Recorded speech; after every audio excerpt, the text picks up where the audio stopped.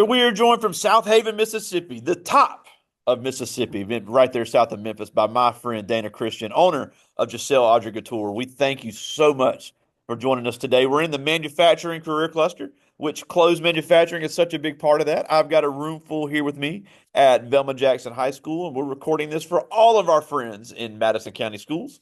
Madison Central, Rosa Scott, Ridgeland High School, Germantown High School, the Academic Option Center, and our YouTube channel. So thank you once again for joining us today. Yes, you're welcome. Anytime.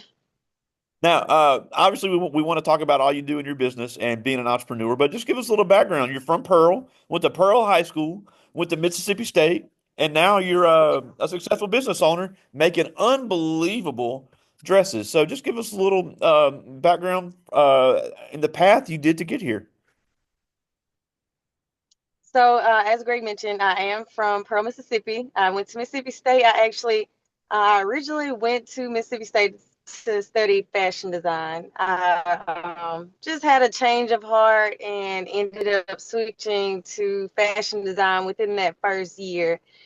So, just from that point, I was 19. So I started sewing. I didn't learn how to sew until I was 19. So I wasn't, one that was taught by my grandparents or my parents. It was something that I just wanted to do on my own. I, found the resources and just went from there. So here I am, 17 years later. Wow. Yeah, I started off just really just doing custom designs for friends, people that were, some of the students that were in college, it was a lot of events going on there. So I started off with it, just doing it kind of for fun as a hobby. And I realized, like, this is my passion. This is what I really want to do. So I turned it into a career. I just started finding different like outlets within fashion design, within sewing that, that I could grow in. I just started learning more. I still learn to this day. Like I'm always learning something new. So, it's never too late to learn anything. Yeah, and I think it's interesting because we were talking before you came on that everything that we put on our bodies and our feet had to be manufactured by somebody. It has to Right. be made. And I know you focus on customized prom dresses, wedding dresses, a lot of formal wear. Um, Hmm. but the cool thing about it, yeah, and we'll talk about you being an entrepreneur. You didn't just jump into entrepreneurship. You learned the business before you opened Right. your own. Because I know you spent several years working for David's Bridal. So talk Yes. about how you learn the business and what goes into making a dress because I have no idea. Right. So, like I said, initially I started off learning how to just sew from scratch, so pattern making, things like that. But at the same time, we were required to, have a degree in business as well. So that was my background. We went through the whole, designing process and learning how to sew, but their focus, they wanted us to graduate knowing how to run our business if that was, that's what we decided to do.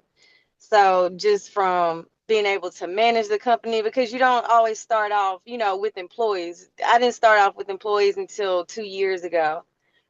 So you're going to be doing it alone. So you want to be able to learn every aspect of running a business. Absolutely. And the cool thing about it is, I have kids all the time, so they want to be an entrepreneur. In fact, one of my students that's in here right now, her sister is an entrepreneur here doing lashes, and she's doing a great job. Oh, And she wow. tells me even the same thing. You have to have customer service skills. You've got to have some sort of marketing Yeah. skills on top of being great at what you do. And you've got to be at least familiar with the behind the scenes finance stuff because, and I know we talked about this last time, but I just think this is so Right. funny. I'm a huge fan of Jasmine Sullivan. And I get so, Yes. even though that's the case, I get so mad when I hear her song where she talks about, I'm going to move to Atlanta, open a business, and make a bunch of money. And I'm like, it doesn't work like that. So talk about some of the, obviously you were really good at making clothes. You learned how to sew. You Mhm. obviously were getting great reviews on your work, but you had a learning curve when it came to opening a business. So talk about some of the things that somebody, especially some of these kids in high school, may not understand things they have to learn when it comes to opening a business. Right. So it's a lot. Like you said, the key thing is customer service. And I would also say patience. You have to have a lot of patience with really learning anything, starting a business, starting a new, just like whatever you plan, a new career, you have to have a lot of patience. It's not gonna happen overnight. So with that, just my thing was customer service was very important to me, whether from starting, I started working when I was 15, so it started from there. I took those experiences and put it into my business. That's key. That's going to be your main thing. You want to make sure that you're satisfying your customer, and that's just that. I know it's customer service is pretty broad, but it falls into a category, multiple categories. So just start, always start with that. Just always, whatever you're planning, um, just in the business while you're going through the process, just keep in mind that you have to make sure that your customer is satisfied. That comes with time management, just making sure your quality is on, where it should be. Yeah, and you do a great job of highlighting your business on social media. You have an Etsy store where you have some really cool stuff, and we'll everybody can get that information here before we get done. But one thing I think is really cool is obviously you're really good at what you do, and you have good customer service. But you have such a creative mind because this is a great field. If somebody's creative, I think obviously you do the alterations for people and you do the Hmm. plain Jane stuff, but you really have a way to look at tangible outcomes of your work because people can come to you and y'all can draw it up on a piece of paper and they say, "Yeah, I want it to look like that."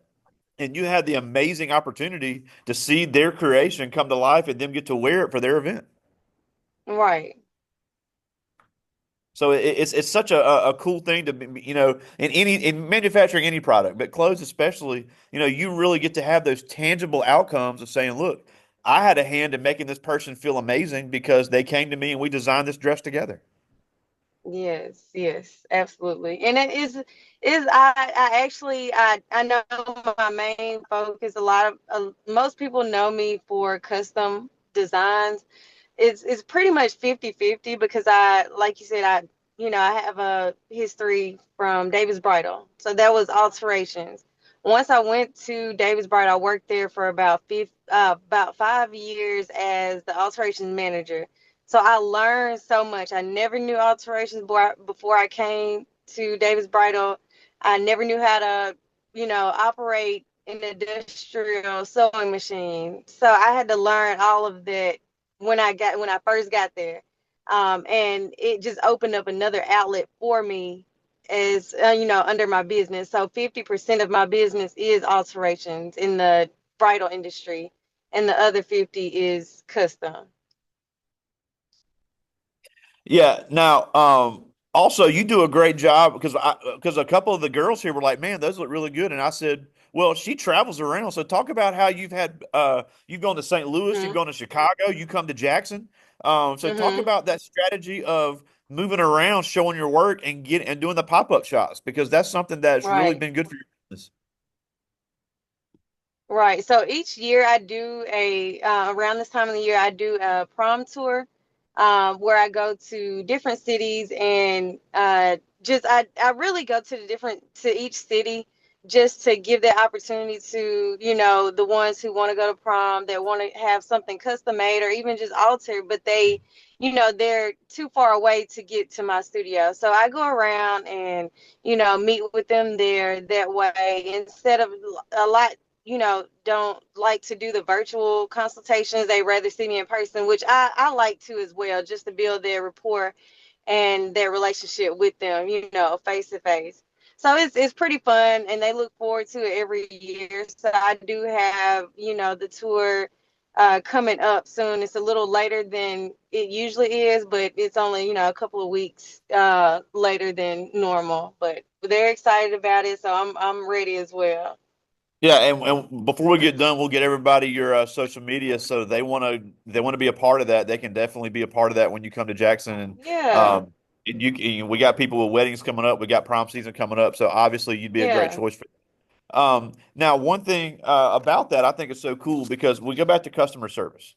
And the Hmm. big mistake, 'cause we've had several students come out of Velma Jackson, and I know the other schools have as well. in uh, the biggest mistake I see young entrepreneurs make is they'll have great customer service, they'll have a great product, and I'll immediately see their prices. And the first thing out of my mouth is, "You're not charging enough." Mm-hmm. Right. And when Right. you can do things like, look, because I thought that was cool, you just mentioned, well, people don't want to do the virtual. I'm there face to face. People will pay more for that. So if you Right. know that you're going above and beyond what a customer needs, no matter what you're selling, that gives you the opportunity to charge more for what you're selling. Right. Right. Yeah, so that's always a thing, and I usually see it in some of the younger, the younger generation, where they feel like they just want to get it out there. They're just really excited about, being able to have a client, have a customer, so they charge, lower prices. But it's not always about that. I get more excited when when I see a young person actually charging what, people, just usually charge for example, for hair. It's really like you shouldn't, sell yourself short just because you're younger, or just because you're new. It's really based on your skill level. So I tell that to any young entrepreneur, just charge what you know you're worth. If you're really great at what you're doing, people will take advantage of the lower prices, and they know, like, no, that's not, they deserve more than that. So, Absolutely. Well, I do have some questions from the students, and these are really good. I'm glad okay. they're thinking about this. This first one is Sydney Evans. He's in ninth grade. And he asked, Hey, how long Sydney. did it take you to move into a storefront when you opened your business? Oh, it took so long. It took some years for me. Well, it was mostly because I doubted myself. I knew I always wanted to have a storefront, and it's not a storefront where they can just come in and purchase. It's more of a personal, like, one-on-one consultation. They come in. I also teach sewing classes, so it's for that as well. Oh, uh, cool. Sewing camp during the summer for kids between age 6 and 12. And then I teach, sewing classes for any age. But I really, I would say probably about 10 years to actually get a physical location, brick and mortar location. And once I opened that location up, it opened so many doors. I was able to, like, list my location on Google, so that brought in way more traffic than, Oh, wow. just being at home. And I tried to stay away from, having different people inside. That's your personal space. So you want to eventually move into a physical location if if it's within your budget. But I always say, just make it a goal, because if once you get into that space, your money, your skill, your talent will make that, whatever you have to pay, whatever the rent is, it'll make it itself. Absolutely. I like this one. This is Chandra Black, one of our basketball players. She's also in ninth grade. And she asked, do you only do custom uh, dresses or you do other types of clothing? no, I do pretty much anything. I specialize in pattern making. So whatever ideas you bring to me, we'll, discuss it during that consultation, go over measurements, and just bring it to life. Yeah, and again, and we'll share your social media here just so they can see some of that because you have some very impressive designs. This is Karen Queen. She's in 10th grade, one of our volleyball players and one of our band members. And Hey. she asked, what design that you have done are you most proud of? I would say the design that I'm most proud of would be that this was 2023.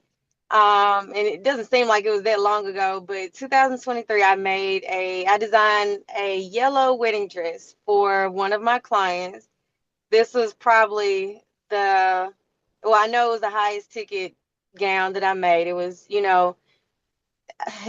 was up there. So I was just really excited about it, because I love color. I love anything flashy. And she came to me specifically because she saw that within my designs that I posted, like, on social media. she saw that and she said she wanted to work with me specifically because she knew she wanted Wow. a yellow wedding gown. She wanted a yellow veil, everything she wanted it to be, fitted to the T, and she wanted the bling and everything. So she came to me less than 6 months, which I usually require 6 months for a bride, at least 6 months for a bride. It was less than 6 months. It was during prom season. So, I had my team luckily, and I let them work on prom, and I worked on that bride, myself, and we just made it come to life. And that was like, that was really big for me. Yeah, and I've seen that design and it was incredible. I like this one. This is Zykeria Chambers. She's in ninth grade, Hey. and she asked, "What is the hardest part of designing and making a dress?" Ooh, the hardest part. I would say the hardest part would be just, well, which takes the longest is just making the pattern. Because it's a lot of work with like getting the numbers and everything together, you know, just taking everything that we've discussed and actually sitting down, like it's just the tedious part, I would say. I wouldn't say it's the hardest part, but it's very tedious. So once we get past that part of making the actual pattern and make sure that the measurements fit, I just want to see the real material, because I start off with just a draft of the dress. So it's just a blank canvas, a blank material, usually like a tan color, and you don't really see it. You just have it for the fit. Then we take the real material after we confirm the measurements, the fit is correct, and transfer it to the new material. All right, I got time for two more. I like this one. This is Okay. Ricky Body. He's in 10th grade. And he asked, and this is a great question. He asked, when you were an online only business, how did you get noticed and gain customers? Social media is like the outlet for just really getting out there, but you have to be dedicated to it. It's really like a full-time job. You just have to, schedule your posts accordingly. Outside of social media, word of mouth, your work will speak for itself as long as the quality is there.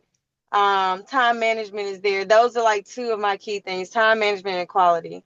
So as long as those are there, and you have your main clients or customers that come, they'll start spreading the word for you. So you really don't have to do much marketing. As long as it's there, as long as you're doing what you're supposed to do, it'll come for you.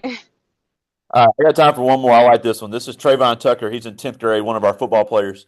And he asked, from when you first started making dresses to now, how much has the time it has taken you to make a dress changed? Oh, it okay. So I'll just say I'll start with my first formal gown, which was my wedding dress. This was 2018.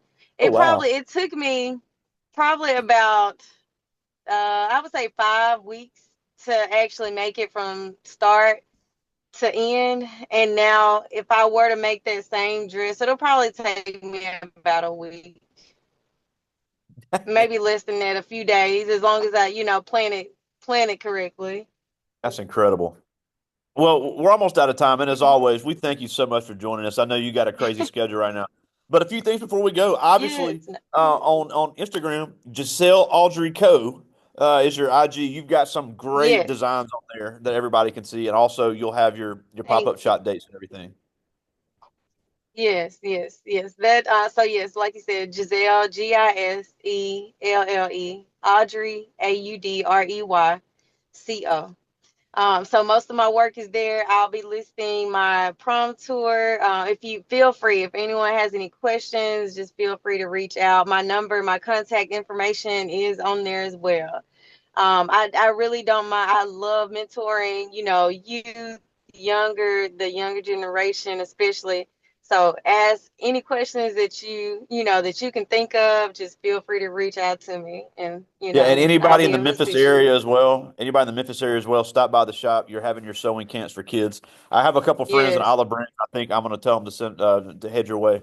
Yeah. But the last thing before we go, this is a great field to get into. So if people are interested in designing, if they're interested in making clothes, people are always going to need to wear things.